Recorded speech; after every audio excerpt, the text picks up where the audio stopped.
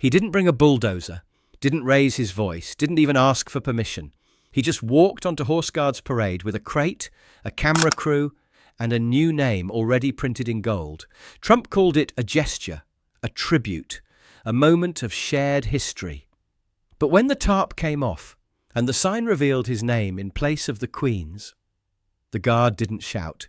He stepped forward once and said one sentence, and stopped the entire ceremony cold, because some ground still belongs to silence, and not even a former president could speak over it.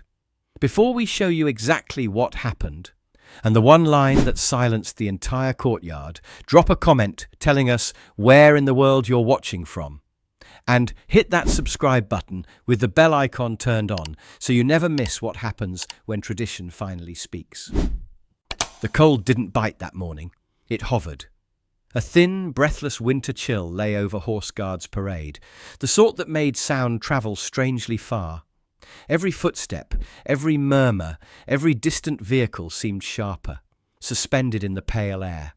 Frost clung to the gravel in a patchwork of white, settling into the shallow ridges formed over centuries of boots, hooves, and ceremonial wheels. Sergeant Benedict Hale crossed the expanse with the steady confidence of someone who had walked it thousands of times.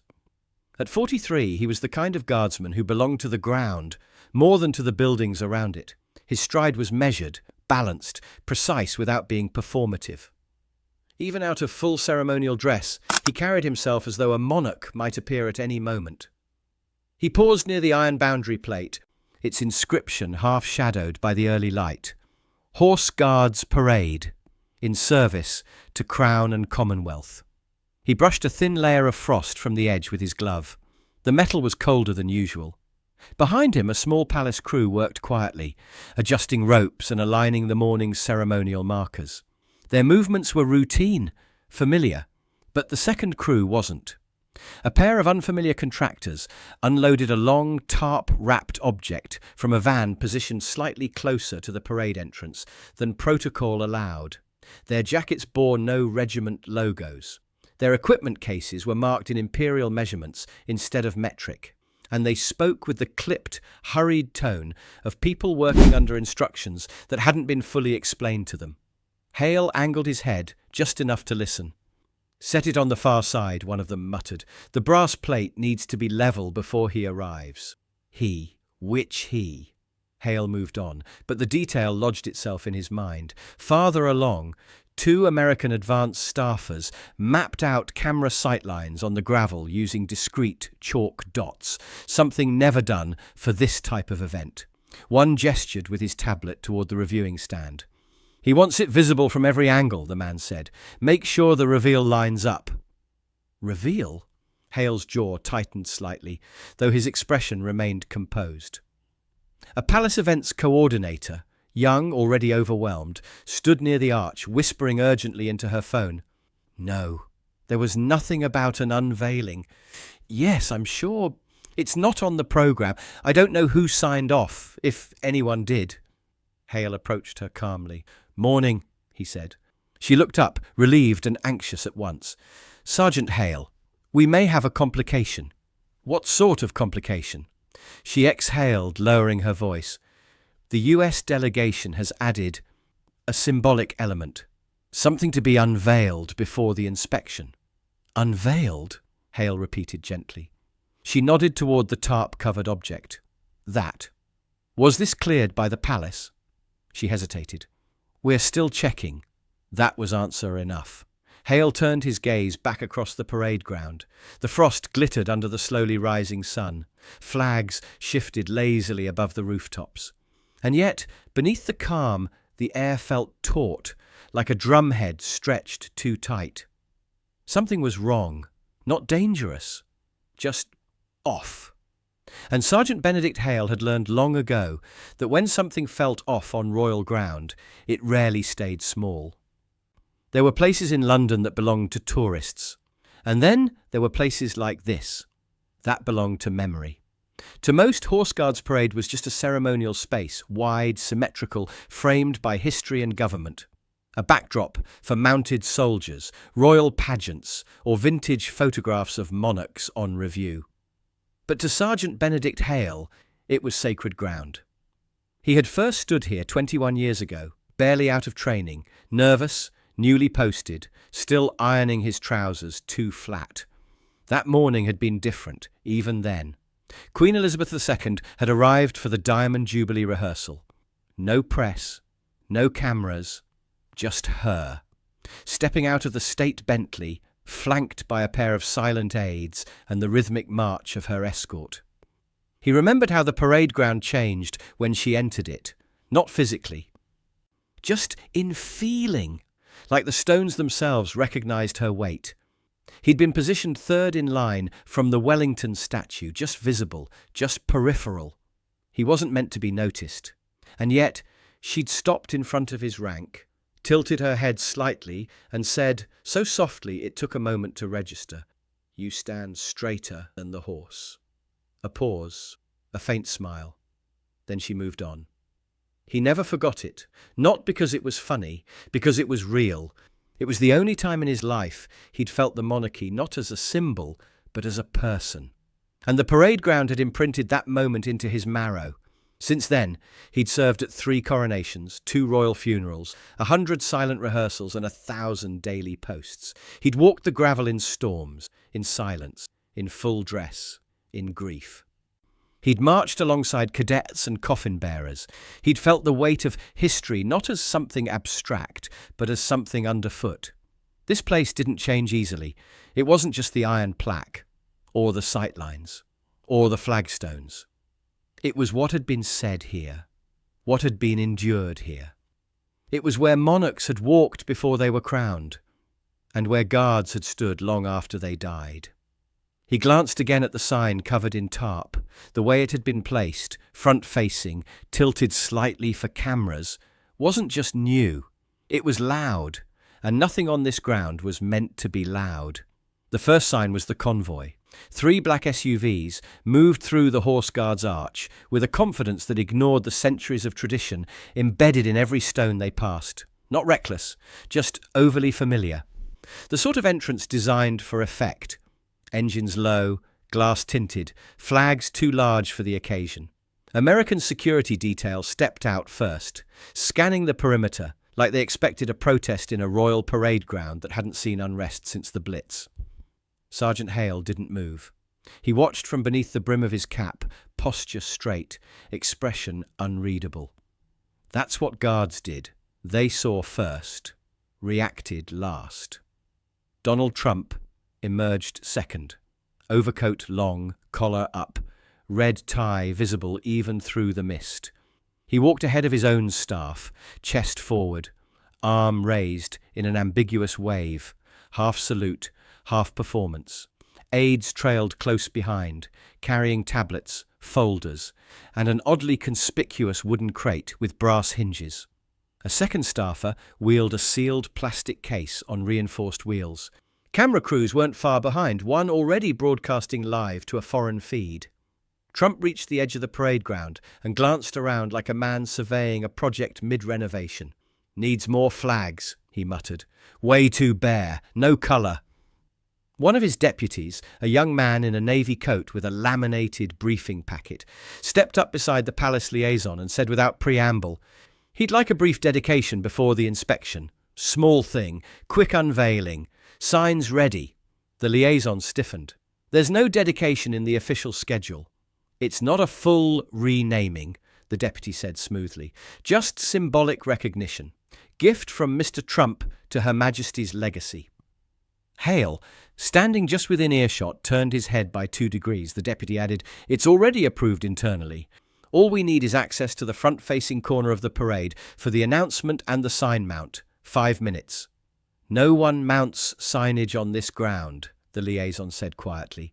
"It's not permitted, not even by Parliament." "Well," the deputy smiled, "today might be the first."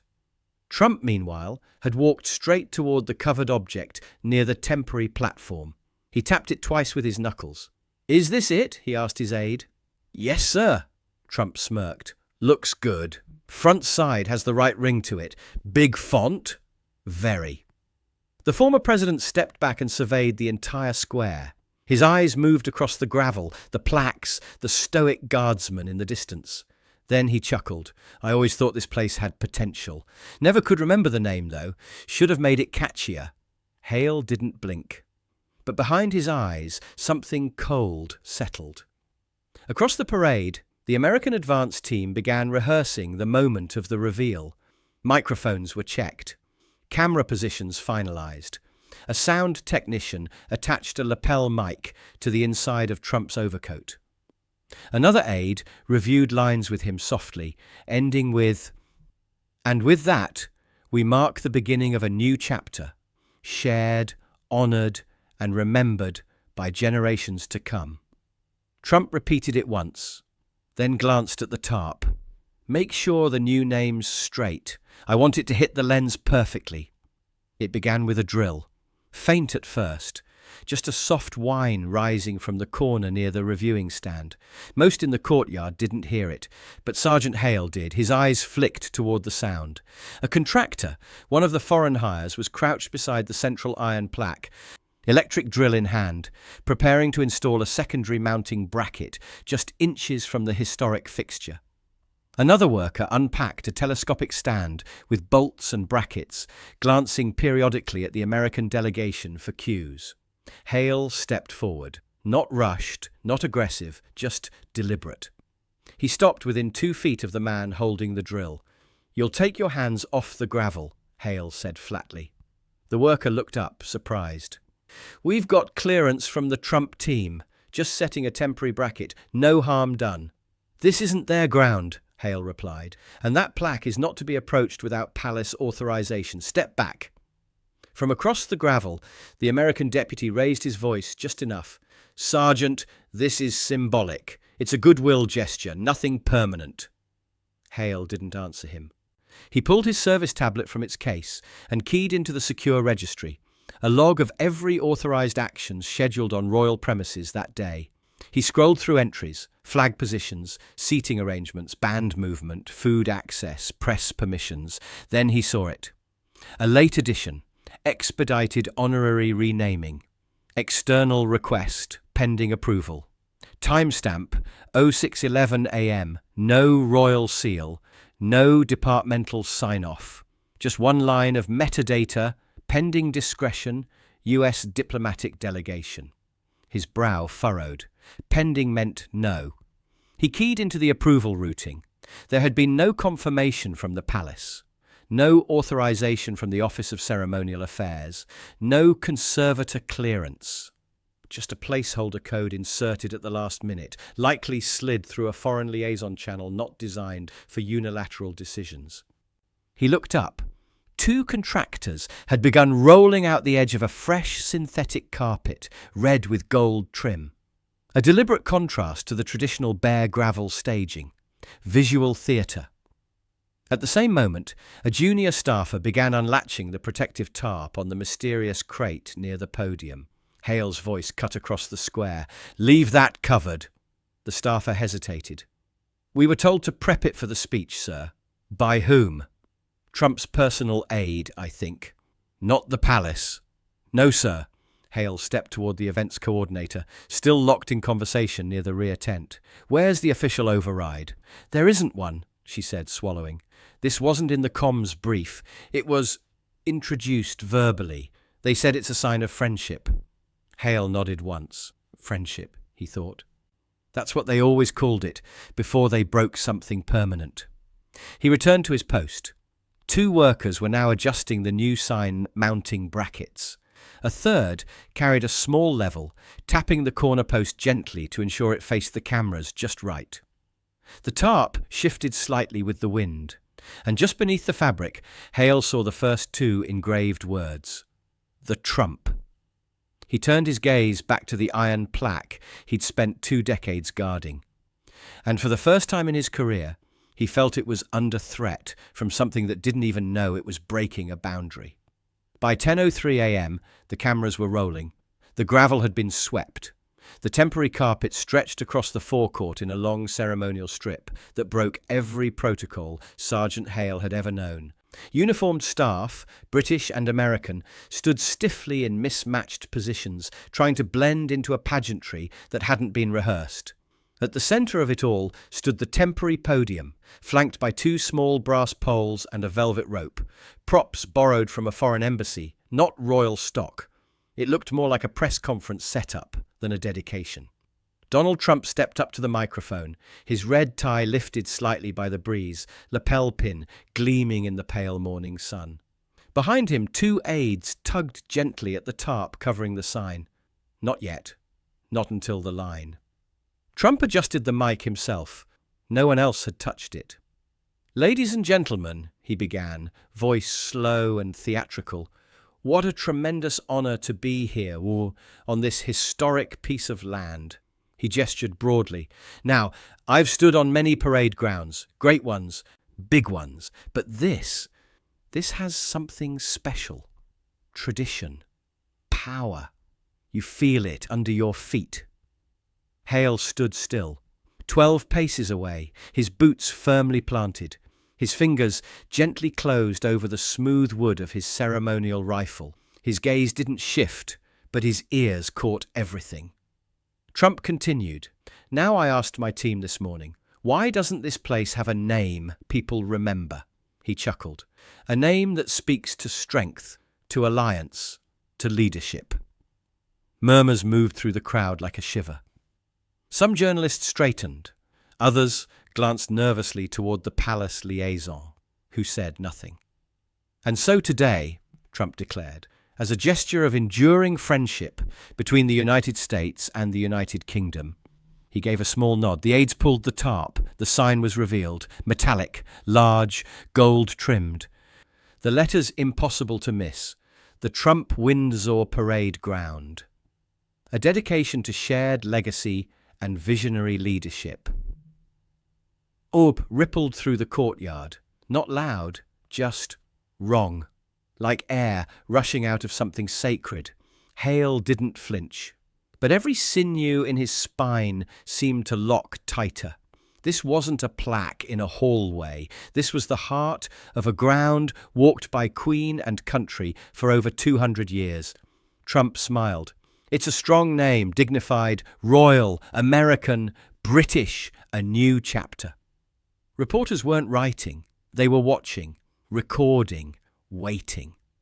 Two contractors moved toward the original plaque embedded in the gravel, one with a crowbar, the other with a soft towel for respectful removal.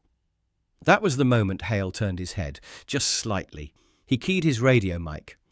"Command, this is Post 1. So attempted replacement of ground signage in progress. No royal clearance confirmed. Standing by for order." There was silence on the line, then, "Stand by. Palace is reviewing now." But there was nothing left to wait for. The tarp was off. The sign was up. The damage had already begun, and the only thing between a false dedication and the truth was one man standing exactly where the Queen had once smiled at him and said, "You stand straighter than the horse." The man with the crowbar hesitated. He wasn't sure why. Maybe it was the cold. Maybe it was the strange stillness that had fallen over the entire parade ground. Or maybe it was the sound of boots, slow, deliberate, exact, crossing the gravel toward him. Sergeant Benedict Hale stopped 3 paces short. "Don't," he said, voice calm, not loud. The contractor glanced at his supervisor, who gave a shrug.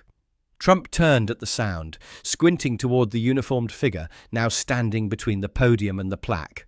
"Something wrong?" he asked, already annoyed. Hale didn't answer right away. He looked down at the iron embedded in the ground, his eyes reading the words as if seeing them for the first time. "In service to Crown and Commonwealth." He lifted his gaze. "That plaque," he said, measured and even, "is not yours to remove." Trump gave a short laugh. "We're not removing anything, just enhancing, recognizing a shared bond." Hale didn't blink. "Recognition doesn't require replacement." The moment stretched. A camera zoomed in. Somewhere in the background, the faint sound of a pigeon flapping echoed louder than it should have. Trump stepped forward. "I don't see the harm. It's symbolic. The new name shows respect, strength, partnership." Hale looked at the freshly unveiled sign, gaudy, oversized, temporary. He let the silence hang, then said, "This ground doesn't carry names. It carries memory." Trump's mouth twitched, unsure if he was being challenged or corrected. Hale continued, softer now. "For 250 years, this space has stood untouched by ego. Not even monarchs have named it after themselves." Trump shrugged. Monarchs didn't think like marketers. A ripple of awkwardness moved through the aides behind him. No one laughed. Hale took a single step forward. Not aggressive, just forward. "This isn't a billboard. It's a burial ground of tradition. Every stone, every line in that gravel. They mark more than ceremony. They mark sacrifice and silence and service that didn't need a name to matter." Trump crossed his arms. "I'm not taking anything away. I'm giving something." "You're giving your name," Hale replied, "and asking for ours in return." Trump raised his chin. "I was told this was cleared." "It wasn't," came a voice from the palace side. The liaison officer, finally stepping forward, face pale. "We've checked. There was no royal authorization, no formal approval, just a request slipped in without oversight." Trump didn't respond. Hale looked at the plaque again. "If you want to honor something," he said quietly, "don't rewrite what already stands." The wind shifted. The flag above the arch flicked once. Reporters lowered their pens, no longer writing, just listening. One journalist, not British, whispered near a hot mic, "Did the guard just stop the president?" The moment froze there, still, weightless, not hostile but immovable. Trump looked down at the crowbar still in the worker's hand, then at the cameras, then at Hale. And in that space between power and legacy, it was the guard who had spoken first. Trump's jaw tensed. His gaze lingered on Hale for a moment too long, as though trying to decide whether the man in uniform was simply confused or dangerously principled. Either way, he didn't like it. "All right," Trump said finally, tone sharpening. "Let's clear this up." He turned toward his staff. "Who gave the go-ahead?" A flurry of glances passed between aides. No one answered. The deputy in the navy coat cleared his throat. "Sir, the proposal was included in the diplomatic brief. It was flagged as non-disruptive." Trump snapped. "Flagged by who?" Again, silence. The palace events officer stepped forward, voice strained but controlled. "Mr. Trump, with respect, the Crown was not informed of any naming initiative. This location is under historical preservation protocols. Any alterations require direct clearance from the Office of Ceremonial Affairs." Trump turned back toward the podium, gesturing broadly. "So we're standing here arguing over a nameplate. Really?" Hale didn't speak. Trump tried again. "It's a gesture, one that honors our partnership. I didn't tear anything down, didn't touch your precious statue. I just added something." Hale met his gaze, steady. "It's not about what you added, it's what you assumed you could take." The words weren't shouted, just spoken clearly enough that they reached the farthest row of observers. Trump's mouth opened slightly, but no words came out. A murmur moved through the press. Not commotion, just quiet realization. They were witnessing a confrontation that didn't involve shouting, or guards being dragged away, or sensational theatrics. But the weight of it hung heavier than any raised voice. One of the contractors still hovered near the original plaque, unsure what to do. Trump gestured toward him. "Go on, let's wrap this up." But the contractor didn't move, because Hale hadn't moved. The palace liaison tapped her earpiece suddenly, then turned.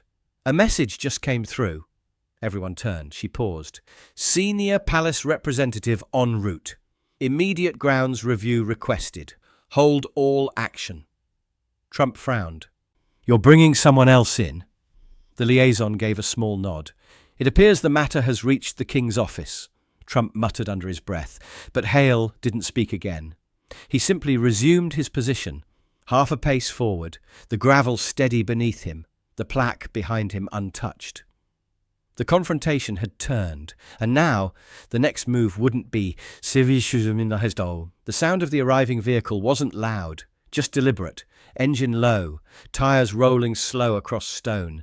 A sleek black Jaguar eased through the far archway of the parade ground, with none of the entourage flair that had accompanied Trump's convoy.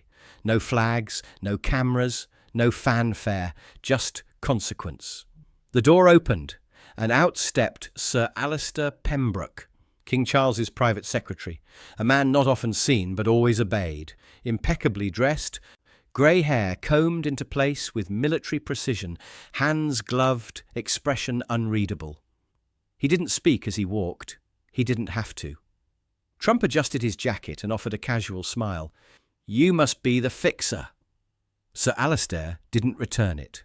He simply surveyed the scene. The temporary podium, the fresh carpet, the gaudy sign, the crowd frozen mid-event, and Sergeant Hale standing immovable beside a plaque older than both of them. Sir Alistair turned to the palace liaison. "Was this pre-cleared?" She shook her head. "No, sir. It was introduced this morning via external channel. No formal authorization, no clearance routing." He gave the faintest nod. "Understood." Then he faced Trump directly. "Mr. Trump," he said evenly, "this parade ground has never been renamed, not during Empire, not during war, not even in the wake of coronation." Trump shrugged. "Then maybe it's overdue. Just a ceremonial nod to shared strength. My name's not meant to erase anything. Just stand beside it." Sir Alistair considered that, then turned to the sign. "There are places," he said, voice quiet but carrying, "that hold too much memory to bear more names." Trump's jaw tensed. "It's a dedication." "No," Sir Alistair replied. "It's a proposal wrapped in permanence." He walked slowly toward the contractor, still holding a tool bag. "This was not approved," he said softly, "and it will not proceed." The man stepped back immediately. Sir Alistair faced Hale last. "Sergeant Hale." Hale snapped to attention. "You acted within full ceremonial mandate. Thank you. Resume your post." Hale saluted, then stepped back into exact formation, rifle steady, boots aligned, shoulders squared once again with the edge of the plaque. Trump gave one last try. "You know, I've had things named after me on 6 continents." Sir Alistair looked at him, expression cold but polite. "Then you'll survive one exception." He turned toward the palace staff. "Remove the sign, dismantle the platform, re-level the gravel, quietly." Then to the cameras. "There will be no further statements today." And just like that, the renaming was over. Not by force, not by scandal, just by the presence of men who still knew what ground was never meant to be claimed. By 10:47 a.m., the ceremony had been reclassified, not officially, not in writing, but by tone, by silence. The sign was gone. The carpet was being peeled back. And the temporary podium, so recently the centre of attention, now stood like an abandoned prop waiting to be struck from the stage. Sir Alistair Pembroke had already departed. His role, like always, was to say little, act decisively, and leave before anyone could argue. The order had been given, the correction made. Nothing more needed to be said. Trump stood near the far edge of the gravel, his staff tight around him. He wasn't speaking, not out of submission, but calculation. A man used to momentum, suddenly finding the ground still under him. Sergeant Hale, now reassigned to assist in the ceremonial reset, supervised the dismantling. He said nothing, just moved with purpose. One contractor stepped forward, holding the gaudy brass-edged sign awkwardly at chest height. "Where do you want this?" Hale didn't look at it. "Not on the ground." The contractor blinked. "Sorry?" "Not on this ground," Hale repeated. "Take it to the vehicle. Pack it properly." The man nodded and backed away. 2 Royal Engineers approached with rakes and gravel fillers, already smoothing out the pale imprints left by the carpet's weight. Every trace of interruption was erased methodically, Shovel, pat, sweep, rake. Like cleaning a crime scene no one would call a crime. The crowbar was returned to its case. The plaque had never been touched. A technician knelt beside it, gently brushing stray dust from the engraved letters. Hale crouched beside him and used the edge of his glove to polish one corner where a bit of moisture had stained the metal. "You know this isn't your job," the technician said quietly. "It is today," Hale replied. The courtyard began to breathe again. Aides whispered. Photographers slowly resumed their planned coverage. The brass band, who had remained respectfully muted throughout the confrontation, received a subtle nod from their conductor. They wouldn't play yet, but the signal was clear. The order of things was returning. Trump, in an uncharacteristic moment of quiet, muttered to one aide, "Could have been a nice gesture." The aide didn't respond. Across the square, a palace steward passed behind Hale and said under his breath, "They'll remember that." "Not if we do our job," Hale replied. The gravel settled underfoot. The wind quieted.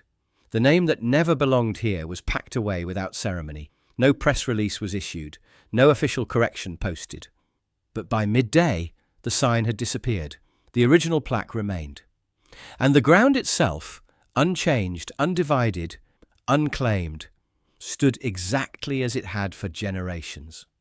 Not because anyone shouted, but because one man refused to step aside.